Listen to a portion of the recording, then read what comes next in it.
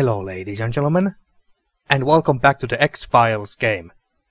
In the last episode we picked up the last piece of evidence that we needed on the Tarakan, that one small plastic bag thingy with fingerprints all over it. And we learned that some of the fingerprints on it belonged to Mark Cook, our dear FBI colleague, whom I was suspecting is somehow involved in this. But that doesn't seem to be the case, or at least so he claims, because according to Cook, there's been some people following him, and he suspects that some higher-ups of the FBI are involved in this whole smuggling thingy, or at least we are suspecting that there's some sort of a smuggling ring going on in this case, and that the FBI or some of the higher-ups are involved in it. And we also visited the, what did you call it? Coronel. I think it was called Coronel. So we visited the Coronel's office to find out more about James Wong and how he died and what was discovered from his body. And it turns out that he had 3 different tumors or cancers in his body. So what have we learned from this, kids? Don't smoke or do drugs. That's the lesson of this game, obviously. So he had 3 cancers in his body, and he was about to die in about a week anyway, but he was still murdered regardless, most likely because someone saw him talking to us. And the people behind all of this believed that James Wong talked too much and then just killed him. And then Mark Cook came to meet us here in our apartment, and he scolded us a little bit because we didn't keep him in the loop, so to speak. We didn't contact him and tell him everything we knew about the case so far. And of course we didn't because we were suspicious of him. Or at least I was suspicious of him because he just looked so suspicious. So that's what happened in the last episode, and inventory wise, do we have anything new interesting stuff? No, I don't think that we. I think that we gave pretty much all the interesting things to the crime labs to be investigated and looked into. But now, without further ado, let's continue with the rest of the game. And I assume that we have to go back to the warehouse now, and that's where Astrododian, or Mary, is supposed to be as well. I think so anyway. She's our partner now, apparently. There's a truck. I don't see Mary here anymore. Oh, good old Volvo. Okay. Well, no one must be in there, because if there was, they would have most likely shot us already.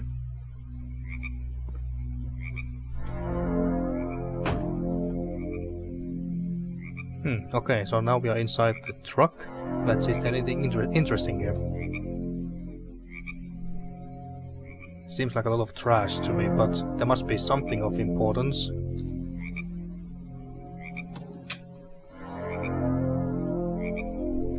What's that?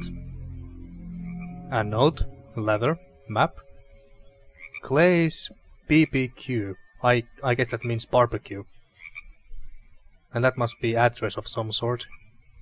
RR hashtag 1121. Okay. Oh, crap.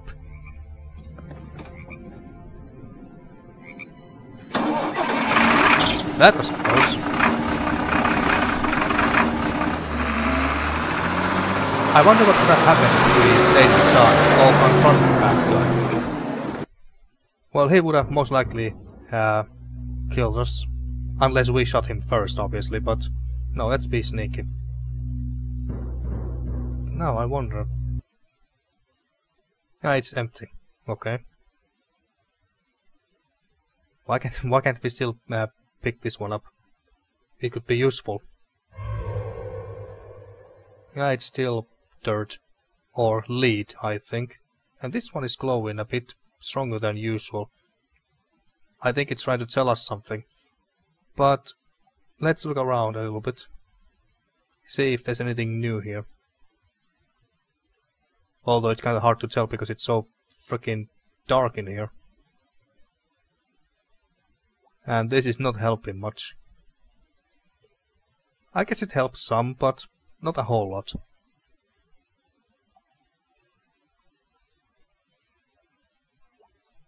Okay.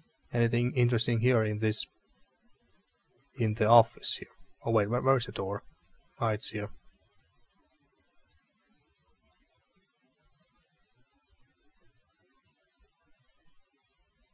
Okay, nothing too interesting here.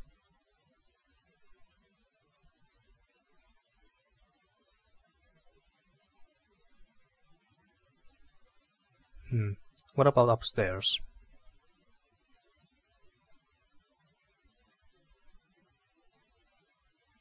Nope. Nothing. Okay, down we go.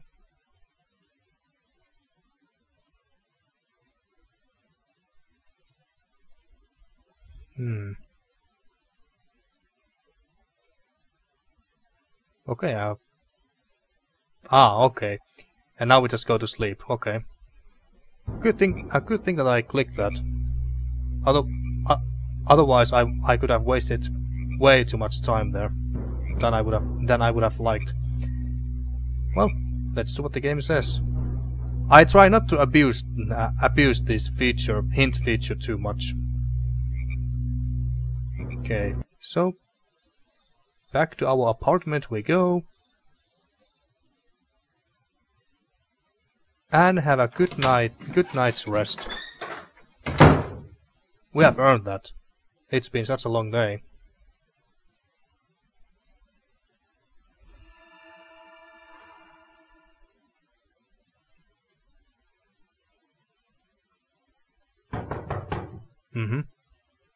Is it Cook again? Or maybe Mary?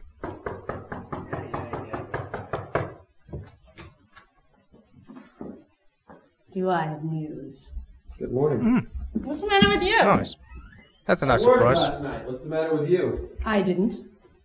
What time is it? Almost noon. We have a burn victim, and the injuries Uh-huh. appear to match those sustained by the crew of the Terracon. I have the whole thing on tape. Let me just rewind it. Movie time. Hey, it's not flashing midnight. Impressive. I like a man who's not afraid of technology. Okay, so I believe that you could flirt with Asadorians here, so maybe we should try that. How do you know about the Saracen injuries?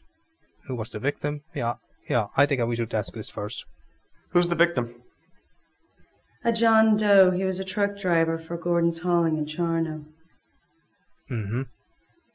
Also, how does she know where we live? Well, I guess she visited the field office and asked there. How do you know about the Terracon injuries? I got the original autopsy reports. I have them if you want to see them. I guess it wouldn't hurt to take a look at them. Where did you get the videotape? Surveillance cam at the gas station. It's not great video, but it still shows the thing. Thing. What thing? You'll see. Okay, this ought to be interesting. What time did this occur? 6:17 a.m. this morning. Okay. So, what's that thing she was referring to? It could be Mulder's rental car. Same make. I can tell. That looks like Mulder. Have you seen him? No, just photos. Yeah, there he is. That guy was at the warehouse last night. Different truck. Same company, Gordon's Hauling. Show the damn From video. Washington. So he So, rushed at what do you Mulder. think?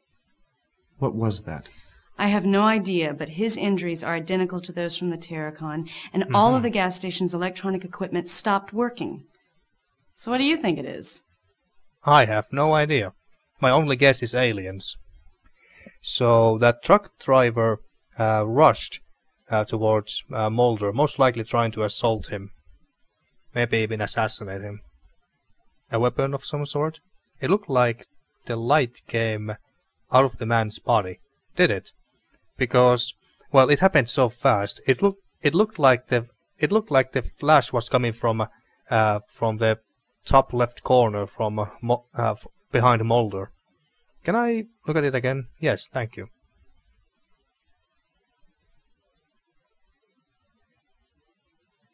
Oh wait, was that Mulder? Is that Mulder? It's kind of hard to tell. Well, the other guy certainly wasn't Mulder. I mean, this guy is bald, right? Ah, okay, so the light was coming out of Mulder. Assuming that this is Mulder. Okay, it was coming out of that guy. That light looked like it was coming out of that man's body. Yeah, it did, didn't it? So what the hell was that all about? Aliens. Sounds like you have a fax. The body's over at Truett's right now. I'm gonna head on over there and see what she's found out. Oh, I got that Cyrillic document translated. Get this, it was a payroll log. And guess who was on it? Wong. He was paid almost $30,000 in the last 2 months, so I am convinced that the murder was mob-related. Probably because you questioned him. So I guess you did get him killed. I've turned the case over to the task force. Okay. So... the log and journal that you dropped off have been translated from Cyrillic. The log appears to have been used for some sort of payroll, most likely for the crew. The journal belonged to the captain and recounts the days at sea. Okay, let's look at these names. Lots of Russian names here. James Wong is here. It's that $22,000. That's not almost 30,000. Well, maybe there's more. I mean, this is 1 out of 5. Any other names that ring a bell? Oh wait, there's another 22,000 apparently.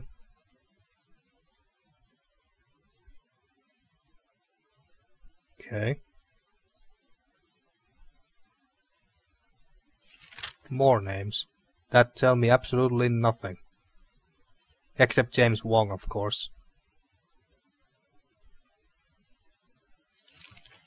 Am I supposed to read all this? Okay, sailing from Kamchatka Peninsula, March 4th, 96, March 14th, 96, to Seattle, Washington.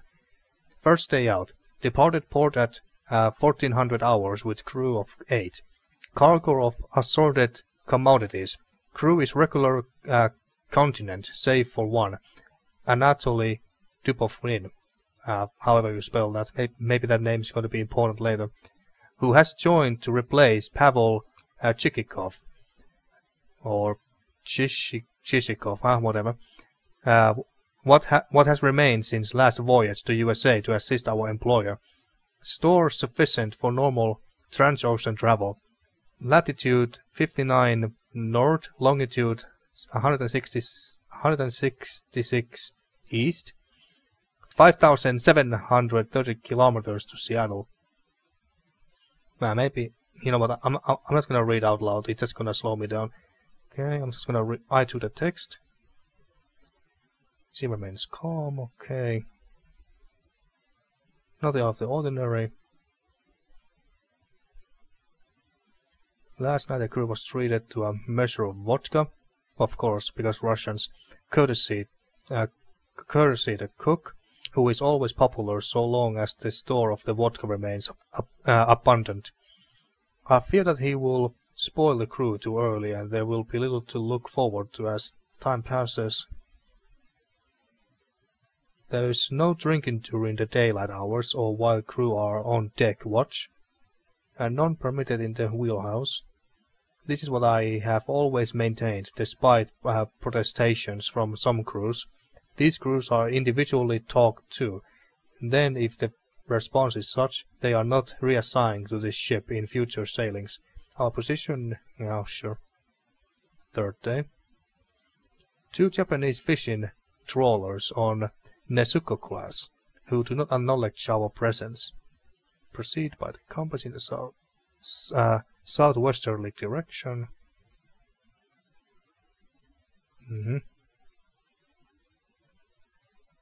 Crewman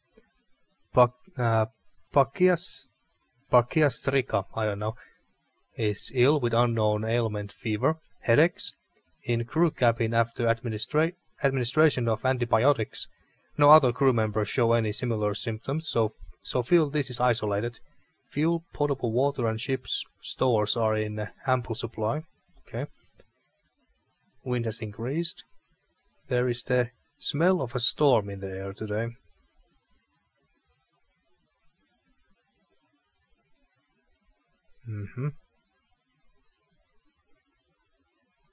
Crewman Pakia Strika remains in bed. Fever has lessened. Okay.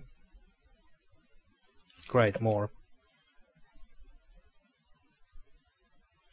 Pakia Strika has recovered sufficiently to take his meals with crew. No explanation for ailment.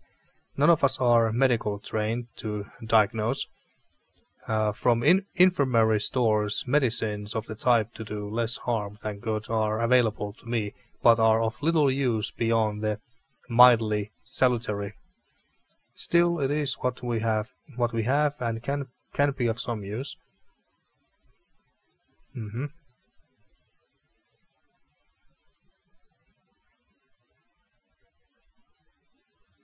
Sorry, what? I would venture that some of the crew possibly would have access to more potent concoctions, which they would wisely deposit overboard before making customs. Otherwise, they would be red for their jailing. The seas have grown more menacing. Okay. 6th day. Storm has hit with predicted vengeance and fury. Some of the crew, 3, are ill with seasickness. I am doing well, though keeping one's footing on the deck is of difficulty. First mate has instructed all to remain below if not necessary to be on deck or in wheelhouse. This is typical of late winter, early spring northern squalls. We will ride it out without difficulty, though it has impeded our western progress. Fuel, potable water and ship stores declining at proper rate. Okay. Nothing of consequence. Okay, so nothing interesting. 8th day. More strong winds from north. Food stores remain plentiful, though I am tired of cabbage rolls and codfish. The cook made them second time last evening. If crew should complain, first mate will remind them that this is better that they could expect at home. Memories become short once land is left behind. 9th day out. As storm continued through morning, though worst has passed, the seas roil with white waves and much churning is to continue as winds persist. Crew remains good-natured.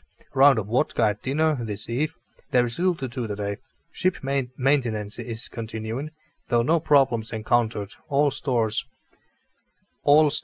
inventoried. No depletion beyond normal. Okay. One last page. Oh, thank God, there's not that much. 10th day. What can be described as aurora borealis light seen in sky by myself. First mate Skriabin and mate Korczynski. The light, extremely bright and long-lasting, remained in darkness for extended time before moving off to port side and eventual disappearance. Northern sky was flowing, attribute to aurora borealis, though this other light was not similar and unusual, strange, though all things have explanations. Ship stores are adequate, and we make port in darkness tomorrow. Crew growing anxious to be ashore to partake pleasures of USA. I admit to some desires. Dinner tonight, alas, included cabbage rolls for last time. Crew rejoices. Yeah, I bet. Most want American McDonald burger or Dick's Burger in Seattle. For me, pizza and beer with vodka. Chasing latitude, yeah, sure. 11th day. Storms have slowed our progress compared to earlier voyages, but all is well. Radio to company to expect arrival 0300 hours the morrow. Now darkness descends over, calm seas and mostly clear night sky with clouds pursuing us. We will beat them to landfall. Okay. Nothing too interesting. The only interesting part here was the light that he was talking about here.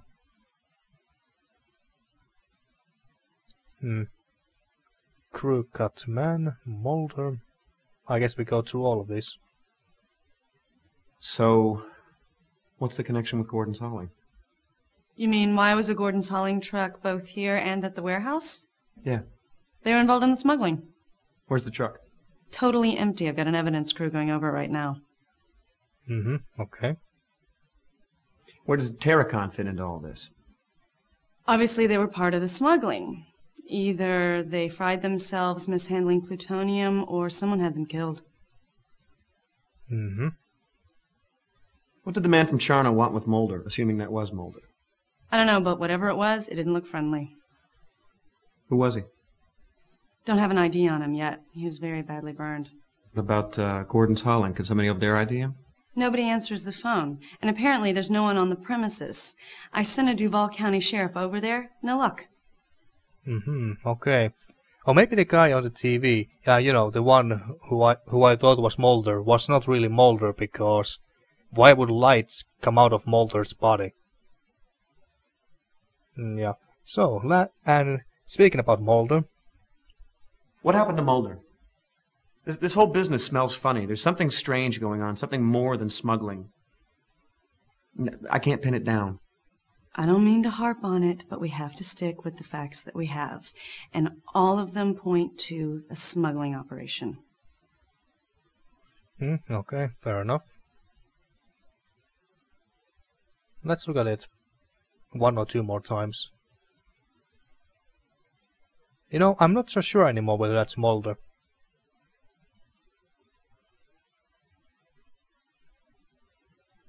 And if he was, where's Scully?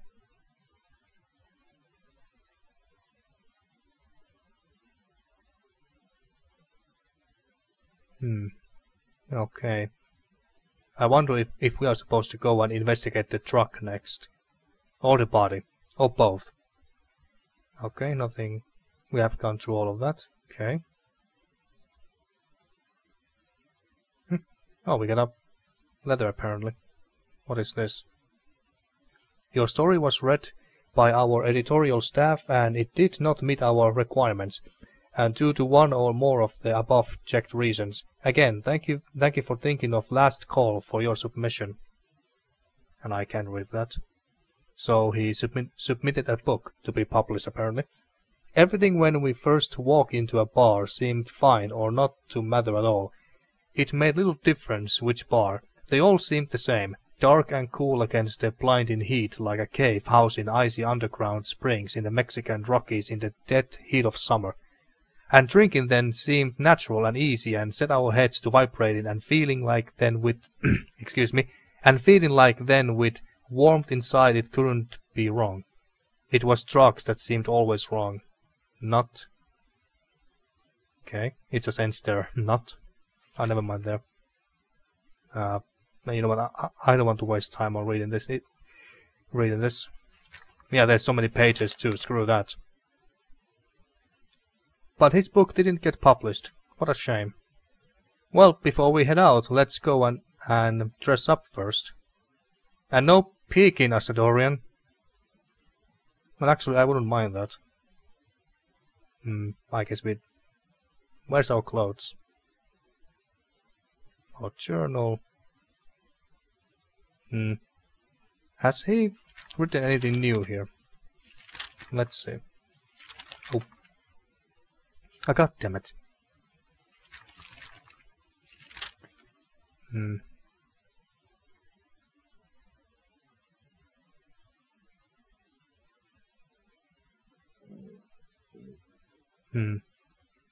It's been some time since last time I read his journal, but yeah, I don't think that there's anything too new.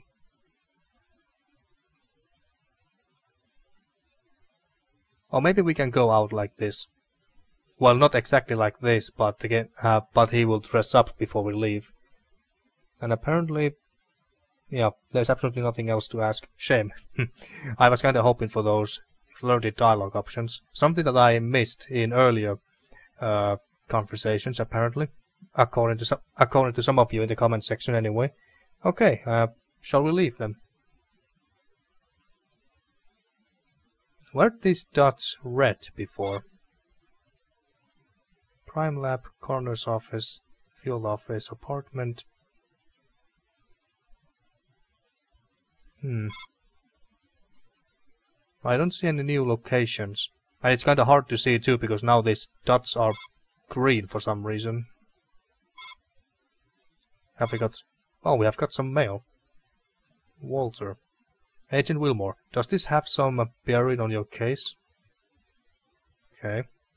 Oh yeah, we sent him the information of Asadorian, I believe. Because why not? Yo, Will, what's up? What's with the stats? Okay. Craig, you accidentally mailed me some height / weight info for somebody. I certainly hope it was accidental. It's not like you to be cryptic or vindictive. Vindictive? Who is this? Pam Hilton. This is not his ex-wife, is it? No, I think that it was Barbara. Okay, now I feel a bit embarrassed. Agent Wilmore, here are the phone numbers for Majestic Shipping. Good luck getting a hold of anyone. Okay. I included the country codes as well. Let me know if you need anything more. Dan Zirlin. Oh yeah, this is the dockmaster. Or whatever you call him. Okay. Well, let's look at this one more time. I mean, I'm not convinced that's Mulder now that I look at it even closer. I mean, well, it could be. I mean, the car is the same, according to Wilmore. Should I try to call those numbers then? Well, might as well do that. Oh, wait, before we do that, actually, let's save just in case. This is episode 10. Okay. And now... this... Okay, let's write these down. Where's a pen? Here, okay. Here, okay. So 121 042 555 0691 and 190 11 55 1111 1111 just 11 ones and 25. Alright, well, let's try to call one of them. So 121 555 0691.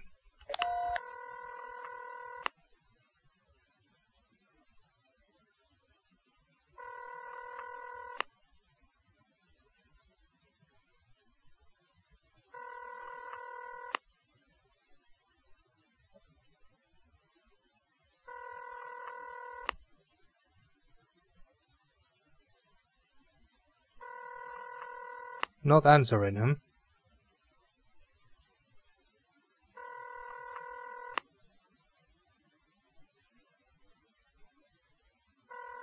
Okay, let's try the other one. Clear.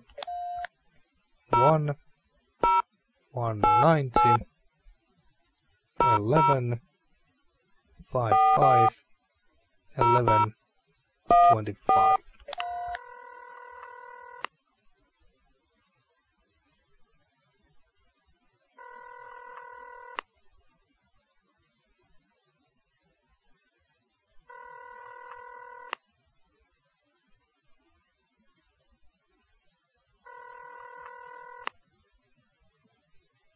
Doesn't look good, folks.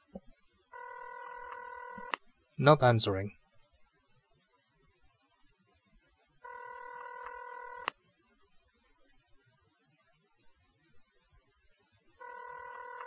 Okay. Let me double check and make sure that I didn't screw up when I wrote down these numbers. So 121 042 555 0691 190 11 55 11 25. Yeah, I wrote them down right.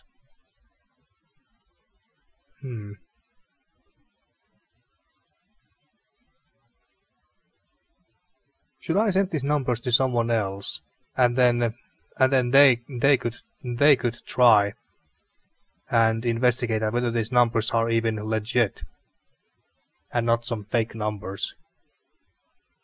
I'm not expecting that Dan gave us wrong numbers, but maybe the people who gave these numbers to him gave him wrong numbers or whatever. I don't know. Okay, so what are we supposed to do next? Can we take the tape?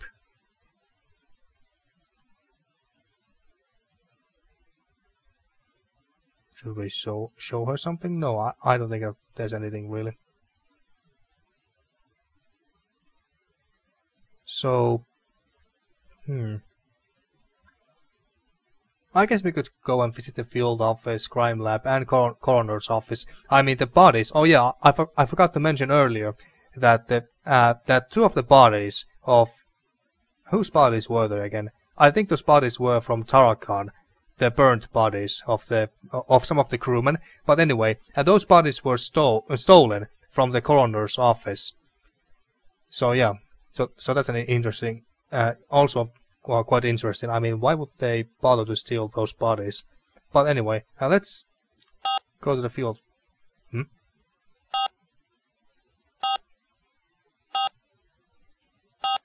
Why can't we... Ah, maybe that's why they are green. We can't go there. We can't go anywhere, apparently. Is it too early, or what? We just can't go and continue to sleep, right? No. Should we call someone else, like call Cook? And let him know that what's going on? I mean, I still don't know whether to trust Cook or not. Any suggestions, my dear?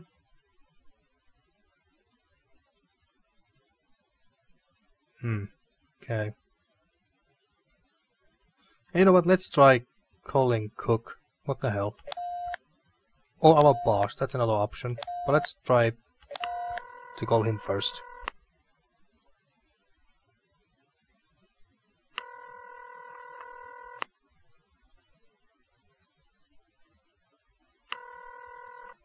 You have reached the automated messaging system of the Seattle FBI. Okay.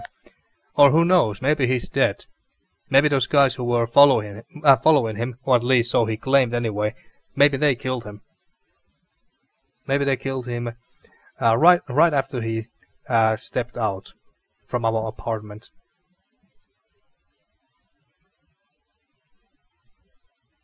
So, what do we do next?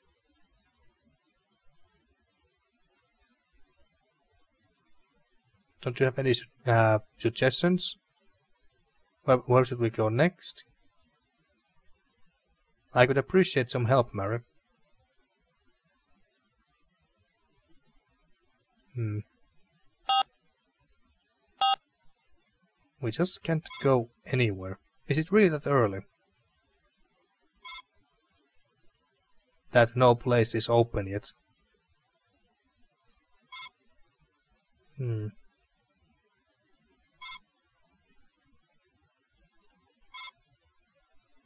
Should we try, I don't know, call our boss?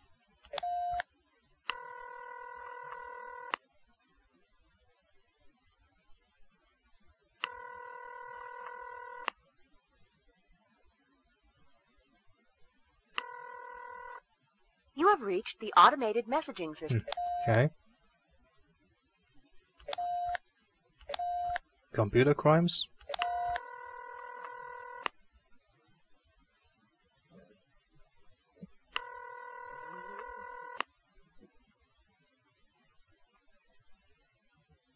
Thank you for calling the Seattle Police Department Computer Crimes Division. We are currently in the process of upgrading our voicemail. Ah, still apparently working on it.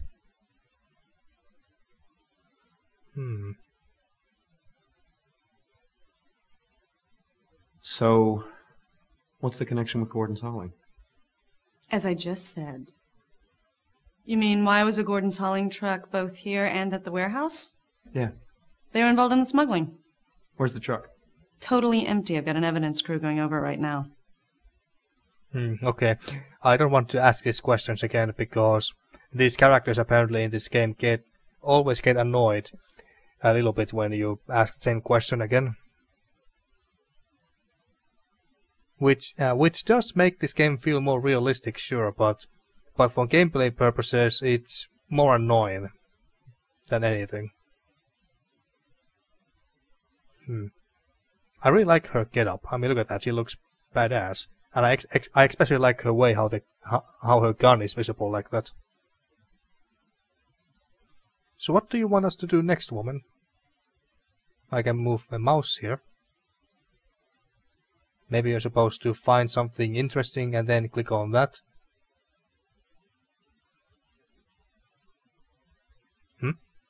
Was there? I think something appeared over here.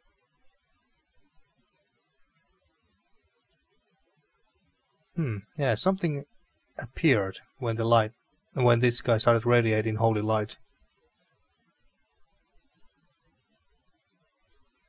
Let's see if anything else interesting happens somewhere. No. Or maybe it's just light reflection to the lens of this camera. It could also be something like that. Yeah, most likely.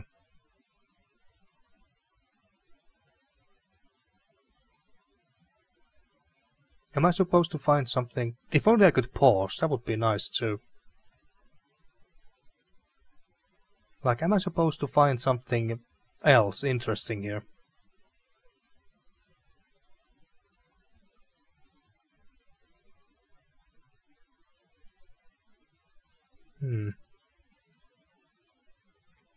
I don't have any items to show her, or at least I don't see any point to show any of these. And we can't leave anywhere.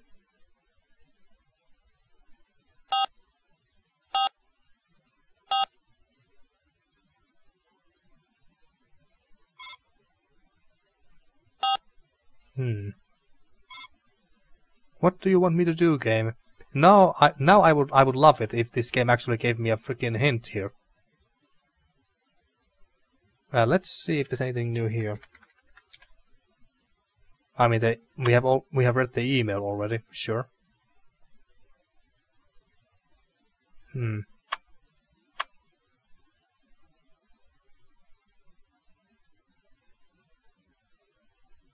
I don't know what to do with the computer. Assuming that we are. Oh wait. Oh yeah, we got this fax. What is this fax about? To Special Agent Craig Wilmore. The above noted evidence has been examined by our laboratory and the following conclusions can be drawn. This is an industrial-grade lead container of undetermined manufacturer, apparently used for the transportation of hazardous nuclear materials. There is residue levels of radiation remaining in the interior storage portion of the container. This radiation has been determined to be hazardous to humans under prolonged exposure. The size and weight of the container. Okay, we don't care about these details, I don't think. Note, this item, okay, will be held for 48 hours at the crime lab before being returned to FBI evidence control. Okay, that's it. Should we show it to her?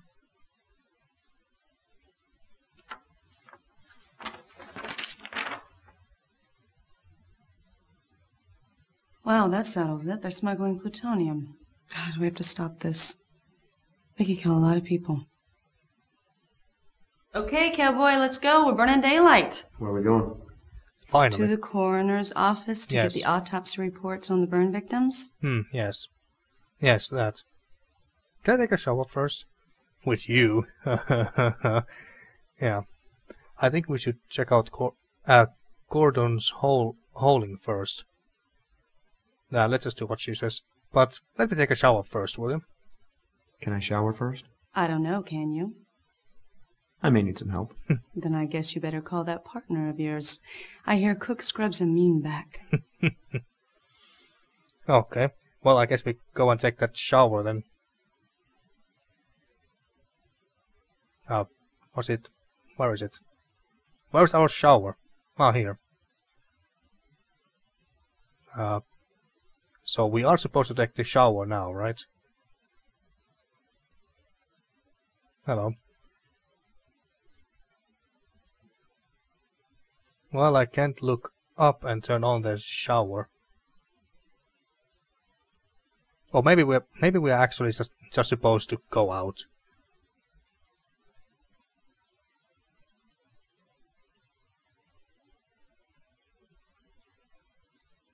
Well, whatever, let's go. Let's go, let's not keep the lady waiting. Aha, so this is the Gordon's hauling. No, let's just go to the coroner's office.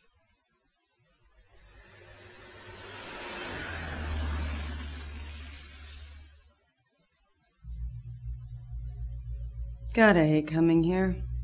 Yeah, you've told us that already. As near as I can tell, this man wasn't burned to death in any ordinary sense. He has all the appearances of suffering from Hiroshima-like radiation exposure. Damn. How is that possible, I wonder?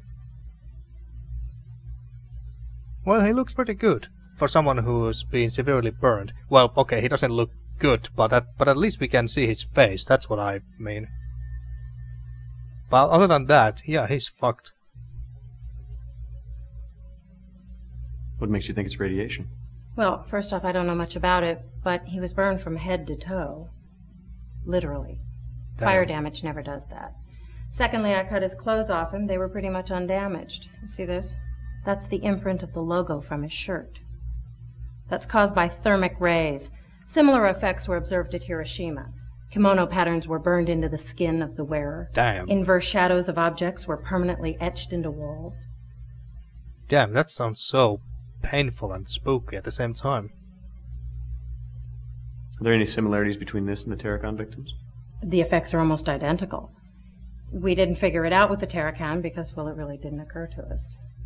I mean, this is highly unusual stuff, you know. Mm-hmm. Any leads on the missing Terracon crew? No. Whoever did it was good. They got in here, got the bodies without leaving a trace of any kind. Well, damn. Could mishandling radioactive materials cause burns like this? Again, I don't think so, but I don't know much about it. Mishandling radioactive materials might account for Mr. Wong's tumors, but a burn like this would have to be a blast of some sort. Like a nuclear bomb of something.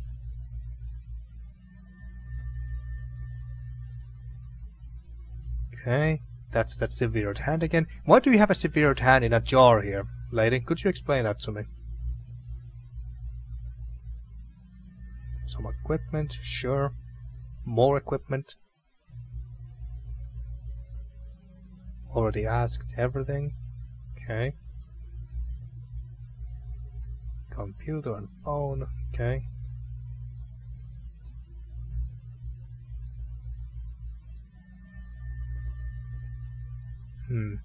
So are we supposed to get the autopsy, the official autopsy report or something before we leave?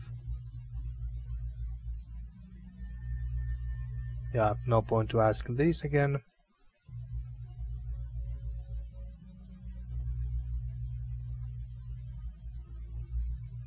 Should we try open these? Nothing new.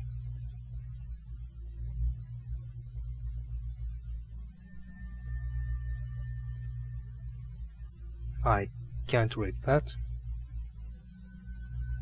Nothing interesting here. County evidence, keep out. Okay.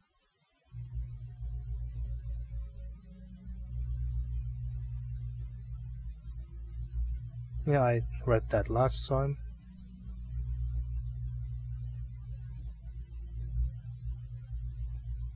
Well, I guess we are done here, pretty much. Okay, shall we go? And go to Charno.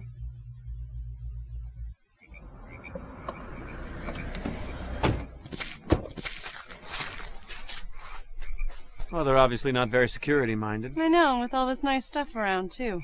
It's the same truck from the warehouse. We're obviously in the right place.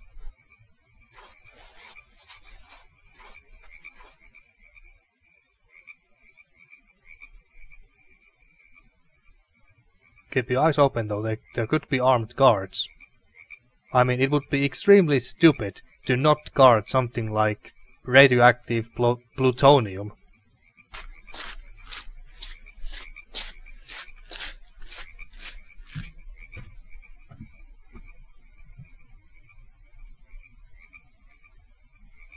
Well, so far no one has opened fire yet.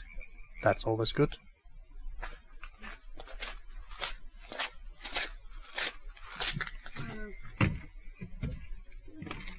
What was that sound? I don't know.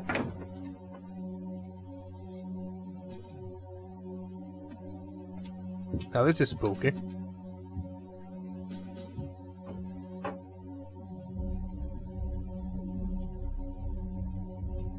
This is spooky, alright.